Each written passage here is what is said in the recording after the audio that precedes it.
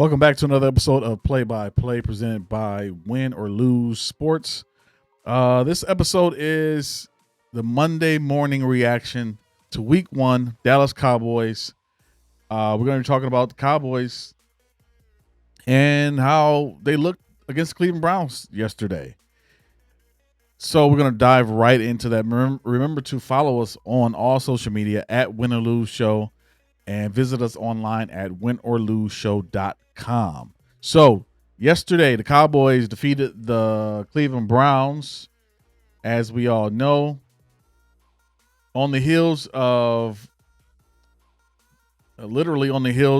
Dak Prescott signing his history-making 4-year deal with the Dallas Cowboys. That's 4 years for $260 million, $230 million guaranteed. That is a lot of guarantee for a quarterback who has not won a playoff, only one playoff game, and no Super Bowls. But so the Cowboys win 33-17.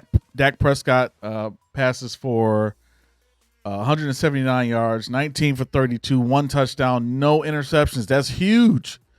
No interceptions for Dak Prescott on the first game of the season, and that makes Dallas Cowboys fans happy.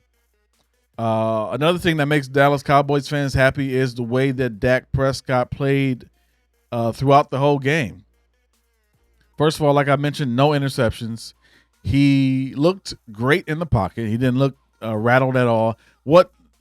He looks like he's finally comfortable with the offense, Mike McCarthy offense, which is good because now he doesn't look confused out there like he doesn't know where to go next.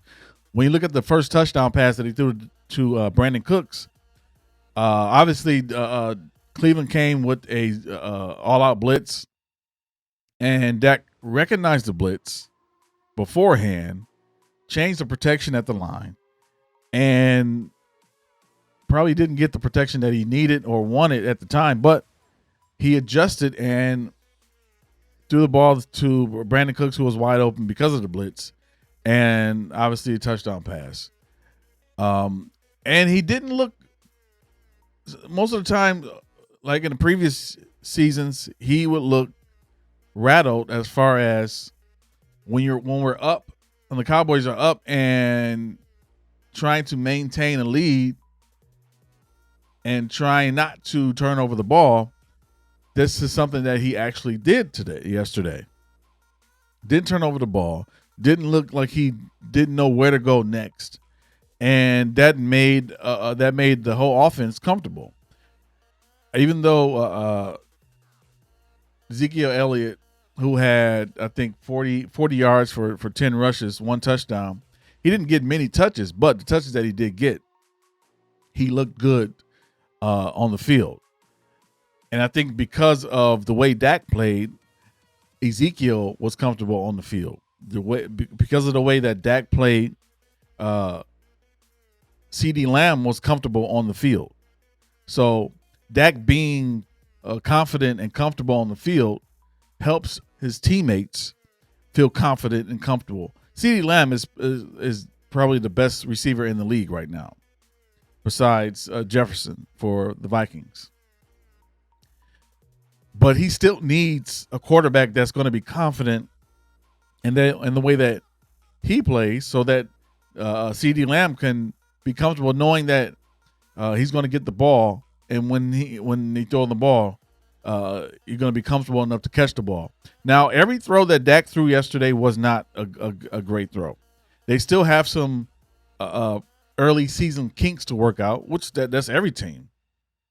Every team has these early season kinks to work out, especially when you only play a couple of quarters in the preseason. But the defense, on the other hand, looked like a well-oiled machine. There was no stopping Micah Parsons, who only had one sack yesterday. But to look at the touches of the quarterback, when you look at the touches of how many times he touched Deshaun Watson, 8 times, that's probably more than a lot of people would touch the quarterback throughout the whole season. Micah Parsons, DeMarcus Lawrence had 2 sacks. The new guy, who is a Mike Zimmer guy who was drafted by Mike Zimmer, had 2 sacks. Eric Kendricks, 2 sacks, 1 interception, and I think he played phenomenal because he knows the system, which is great. It's always great to bring a guy along who knows your system, and that helps the other guys get acclimated with what's going on the field. Micah Parsons says that he is comfortable and he feels confident because Zimmer allows him to move around in different spots on the field, and that's how Micah is very effective. Last year, you saw that with Dan Quinn, but you didn't see it all. You didn't see it a lot.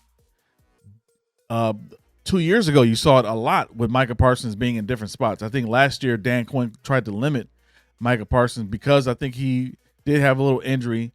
But this year, Micah Parsons is 100% healthy, looking like the monster that he is on the field, and he looked unstoppable. If that defense plays the way they played yesterday all season, I don't know a team or offense that can get past that.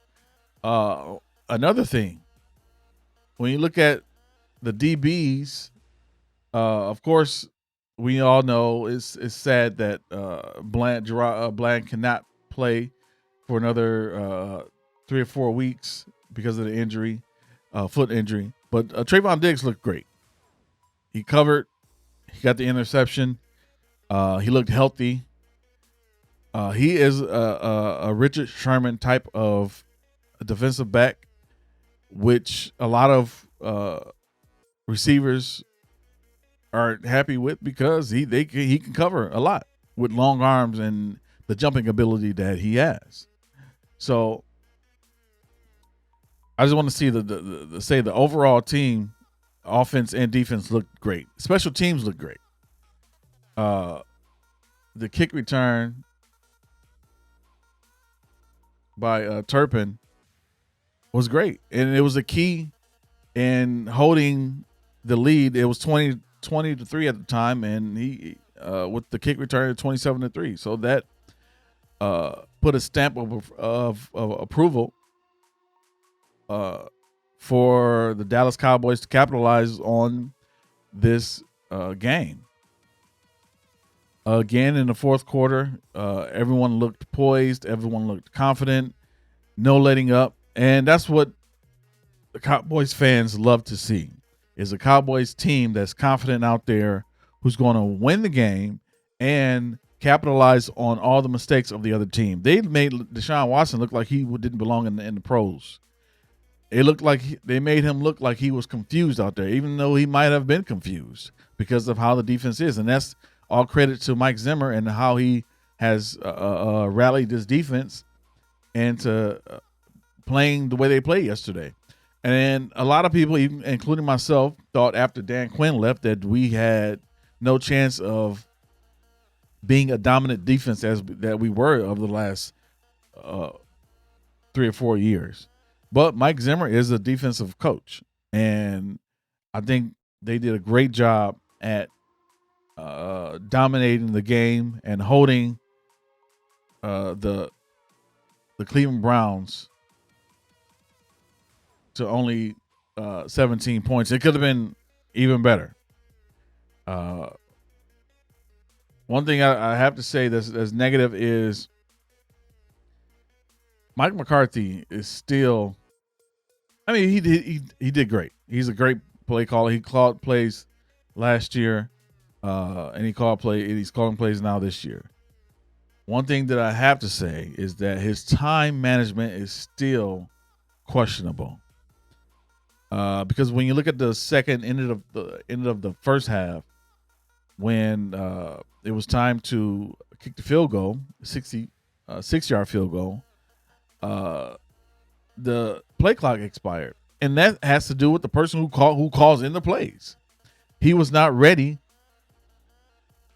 to send the play in for them to get the snap off before the time expired. So again, play clock expires. the penalty. So now it's 71 yards. Of course, he's not going to attempt that. Even though that's just 3 points, it's just the principle of what are we doing? What are you waiting on?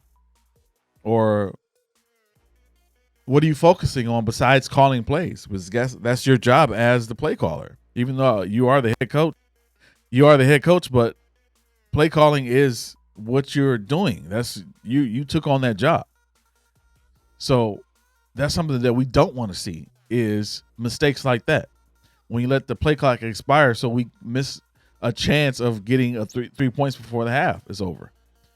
So hopefully that's something that also that'll get worked out before the season moves on. Next week we have the New Orleans Saints, who score 47 points, 47-10 against the Carolina Panthers.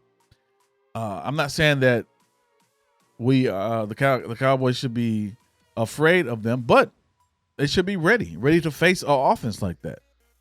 Even though Carolina is not a good team, you still want to be ready for offense who has that kind of firepower to score 47 points.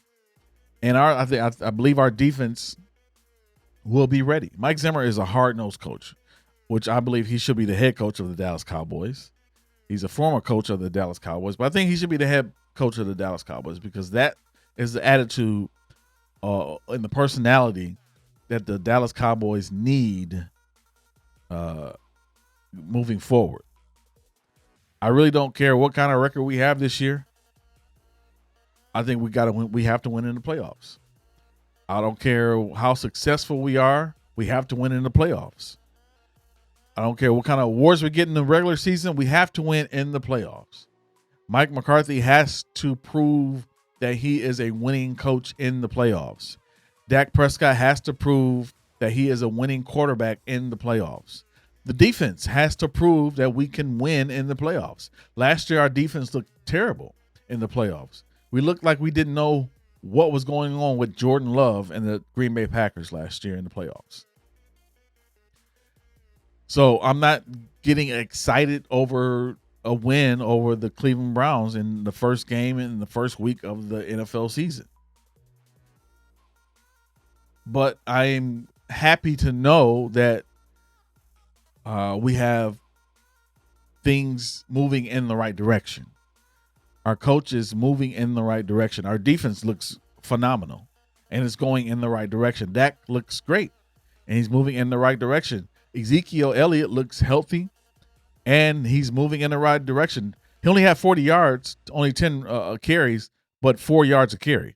That's a great average. And anyone that knows football knows that's the average that you want your back to be at. So obviously he needs more touches, but he didn't have to. Because now when Dalvin Cook, when he gets ready to play, it's gonna look even better, hopefully.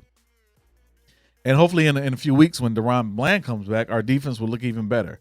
Trayvon looks, like I said earlier, he looks healthy, he looks ready to play, and hopefully Deron Bland, when he comes back, he look healthy and ready to play.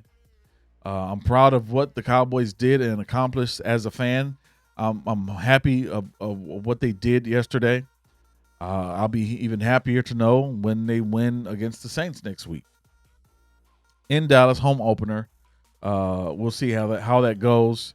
Like I said, this is just a short episode of play-by-play, and hopefully we'll continue to see our team get better. We'll continue to see the Cowboys improve on the little mistakes that they did have, which was many. Penalties. Obviously, there's some adjustment period to some of the new rules. But like I said, every team is making these adjustments. Every team is getting the kinks out. Cowboys, I'm not going to give a prediction of how many games we're going to win this year. I usually do that. But I'm just waiting. I'm going to wait and see. I'm waiting to see because this is a different type of year. And hopefully it's going to be a good year.